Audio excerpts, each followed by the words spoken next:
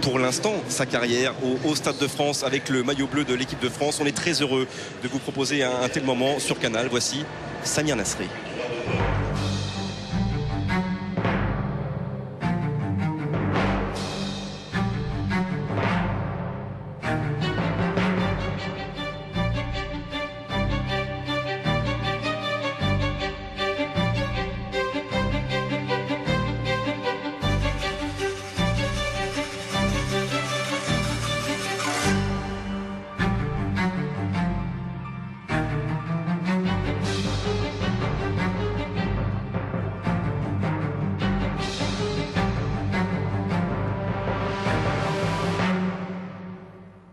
À l'école, souvent, quand c'est la rentrée des classes, on me demande qu'est-ce qu'on va faire plus tard.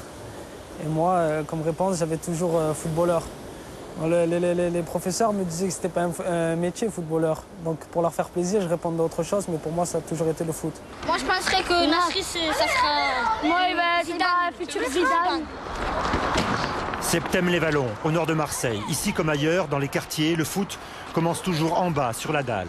Samir Nasri a grandi et continue à vivre dans sa cité, la Gavotte-Perret. Ses premiers dribbles, il les a récités sur ce béton, balayé sans cesse aujourd'hui par ceux qui rêvent déjà de l'imiter. Ronald Zidane. Ronald Zidane, tu l'appelles toi? Ronald Zidane, oh là là. Ronaldinho, après mélanger avec Zidane. Non, Zidane. Ça va tout péter. Samir a 9 ans, poussin au Pen Mirabeau. C'est là que le repère Freddy Assolène, recruteur à l'OM. Pas un seul terrain stabilisé ne lui échappe. Et bien sûr, un jour, naturellement, son regard est attiré. Il avait 9 ans. Et cet après-midi-là, il avait fait des gestes exceptionnels, des passements de jambes, des contrôles en pleine course. Il avait marqué 4 buts, il avait marqué. Et donc, à partir de là, on l'a pu lâcher. Surtout pas de précipitation. La famille Nasri a toujours agi ainsi. D'accord pour rejoindre l'OM, mais à condition de bien l'entourer. Roger Giovannini est à la fois son tuteur, initiateur, révélateur. À cet âge-là, ce qui est très très important, c'est de trouver le gamin qui joue en étant une aisance technique au niveau des pieds, avec le ballon dans les pieds. Bon, c'est sûr qu'il avait déjà un plus, mais qui plus est, ce qui est le plus important, c'est qu'il avait toujours la tête relevée. À l'OM, Samir va donc s'épanouir et dans son sillage, les Benjamins vont atteindre la finale du championnat de Provence. C'est une finale, il peut arriver n'importe quoi. À nous de nous imposer, de les prendre haut, de les faire jouer.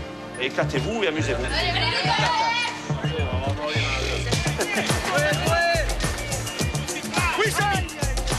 Oui,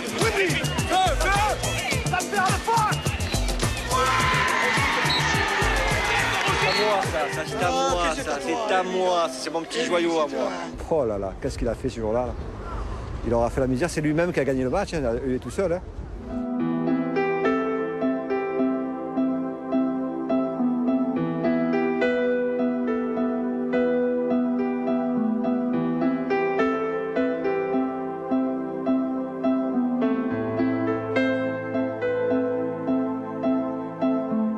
Ouais, ce jour-là, j'ai encore l'image en tête. C'est le 3e but et je le vois, il saute derrière le grillage et il est fou, il est là, il est trop content. Donc forcément, je suis fier de procurer cette joie à mon père.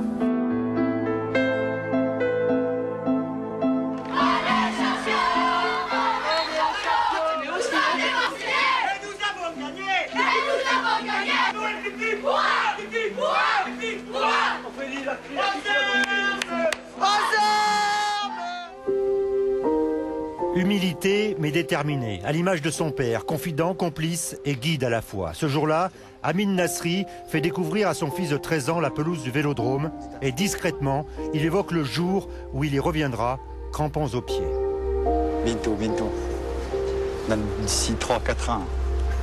Ok, ça fera que 17 ans. Et avant? Non, c'est une opportunité qui est venue, hop, il a saisi. Ouais. Bientôt. Pour l'instant, il faut que je joue au ballon, il faut que je travaille à l'école et après on verra la suite. N'importe où je jouerai au foot parce que j'aime ça. C'est pas parce que je suis dans un club pro que ça y est, je dois jouer mieux. Non. J'aime le foot et je jouerai tout le temps comme ça.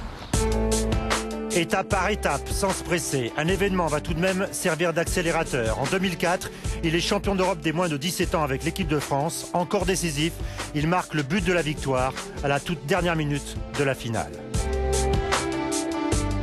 Grâce à ça, j'ai signé professionnel, j'ai intégré le groupe pro, donc forcément c'est mon plus beau souvenir. Je suis dans un effectif où il y a Fabien Barthez, Vicente Lizarazu qui sont champions du monde. Et quand ils sont champions du monde, j'ai 11 ans, je les regarde à la télé et j'ai les yeux comme ça. Et je suis dans un rêve. Et mes petits frères, oh, tu joues avec Barthez, avec Lizarazu, ils sont fans. Et moi, je suis là avec eux dans le vestiaire. Nasri touche au but le 12 septembre 2004. Assis sur le banc de Sochaux, José Anigo lui demande de se lever pour la première fois.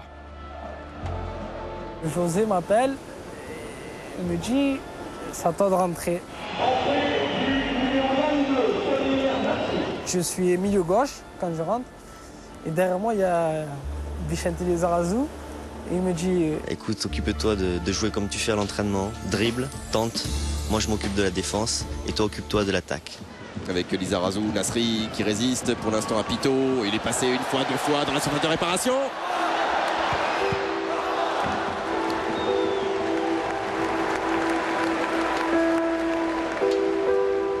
Il y a un slalom, je me souviens, où Fabien me demande de plonger. Mais j'ai pas ce vice-là, je viens de débuter, je suis novice, quoi. Artiste novice, il a débuté en Ligue 1 à 17 ans. Mais a-t-il les épaules pour assumer? C'est la question que s'est effectivement posée José Anigo, qui l'a longtemps couvé. Je pense que quand je l'ai lancé, c'est la question que je m'étais posée. Derrière ça, je crois que Troussier avait pris le relais et il l'avait fait jouer de manière régulière et on a failli le cramer, puisqu'il a eu une grave blessure dans un choc contre Sochaux.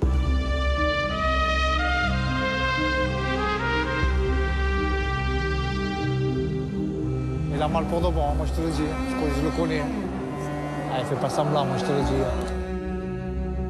Quand je sors sous la civière et je vais dans le vestiaire, je suis en pleurs parce que ce jour-là, la douleur est vraiment trop forte. Et à ce moment-là, je me dis que peut-être j'avais une fracture.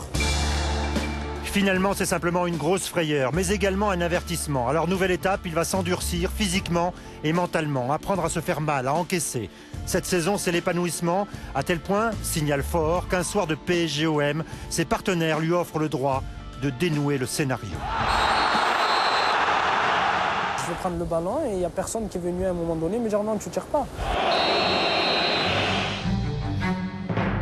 J'y vais avec la certitude de le marquer.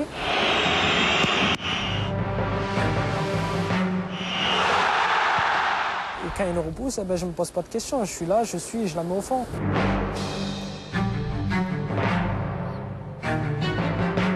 C'est mon premier match au parc en plus. Donc, ouais, c'est pas mal comme sensation. Cette intronisation est imprégnée de cette fameuse sagesse mêlée de conviction, sa signature. Ce sentiment qu'on lit aussi sur son visage le 28 mars dernier, quand il rentre pour la première fois sur la pelouse du Stade de France, avec le maillot bleu. Moi, je sais que personnellement, je suis très fier d'avoir insisté et de l'avoir fait signer à l'Olympique de Marseille, parce qu'on est un peu le point de départ de cette aventure.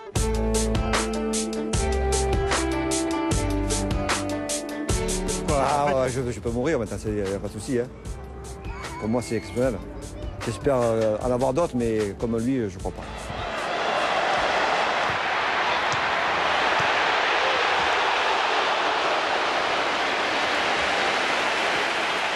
Ça y est, 19 ans, il faut y aller. Il ne faut plus dire c'est un espoir, il est jeune, c'est bon. 19 ans, ça y est, je suis un homme.